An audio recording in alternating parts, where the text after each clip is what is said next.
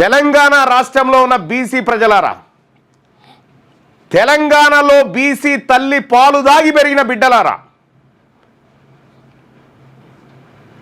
BC తల్లి రక్తం పంచుకొని పుట్టిన బిడ్డలారా, వీళ్లకు ఎట్టి పరిస్థితిలో పుట్టగతులు దగ్గరికి కూడా రానియొద్దులని, దరిదాపులలో కూడా రానియకూడదు.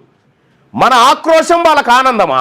చూసుకో ఎంత వీళ్ళు బాధ, మన ఆర్తనాదం వాళ్ళకు ఆనందమా? పాలాభిషేకమా? మన గోసవాలు పటాకులు కాల్చుకోవడమా? ఇది ఆరిపోయే దీపం. ఇదా? ఏం చేద్దాం చెప్పురా, మీరే చెప్పురి. ఇటువంటి వాళ్ళని కామెంట్ చేయండి. ఈడబ్ల్యూఎస్ పని ఎట్లాగో చేస్తాంలే కానీ 100% చేసుడే, దాని పని చేసుడే. ఏం చేద్దాం చెప్పురు. ఇక దగ్గరికి వచ్చినప్పుడు ఉంటుంది ఇట్లా బరాబర్ ఉంటుంది. నిజంగానే నాడు ఉంటే మాత్రం వాళ్ళ కాలు చేతులన్నీ ఖతం చేద్దాము, గొర్ర రోడ్డు మీద గుంజుకపోయి. వీళ్ళ కడుపుల గింత కువార్కం, గింత కుట్రతోటి అమ్మా బీసీలకు రిజర్వేషన్ వస్తుందిరా. ఎవరు మళ్ళా వీళ్ళే రెడ్డిలే. అది గింత ఘోరమా? ఏ బీసీ ప్రజలారా, ఒక్కటేసారి పుట్టినాం, ఒకటేసారి చస్తాం. ఈ దుర్మార్గులు ఎవరైతే మన పొట్ట మీద కొట్టి మన దినుకుంటా బతుకుతా ఉన్నారో, మన దినుకుంటా బలిసినారో, మన దినుకుంటా బలిసి మనకు సంబంధించినటువంటి హక్కులు రాకుండా అడ్డుకుంటున్నారో ఎవడైతే ఉన్నాడో వాడి భరతం పట్టాల్సిందే.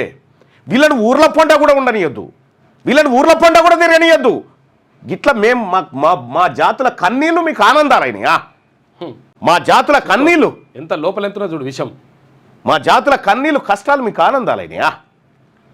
ఇంతమంది ప్రజలు, ఇంతమంది మేధావులు, ఇంతమంది బీసీ అడ్వకేట్లు, బీసీ డాక్టర్లు, బీసీ ఇంజనీర్లు, బీసీ ఉద్యోగస్తులు, బీసీ టీచర్లు అందరూ సలసల మసులుతా ఉంటే గిదా మీరు చేసి వీడియోలు పంపుతారు. మీరు ఇక ఇది కూడా ఇరని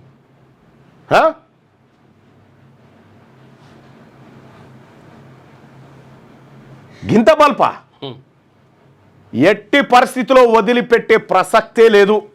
మీ సంబరాలు చివరి దశకు వచ్చినాయి, అంతే. మీ సంబరాలు చివరి దశకు వచ్చినాయి. ఇది తెలంగాణ రాష్ట్రంలో బీసీలు రాజ్యాధికారానికి రాబోతా ఉన్నారు.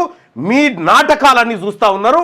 మీ నాటకాలన్నింటినీ ఖచ్చితంగా మీకు రాజకీయ ఉనికి లేకుండా చెయ్యకపోతే నా పేరు తీన్మార్ మల్లన్న కాదు. మీకు రాజకీయ ఉనికి లేకుండా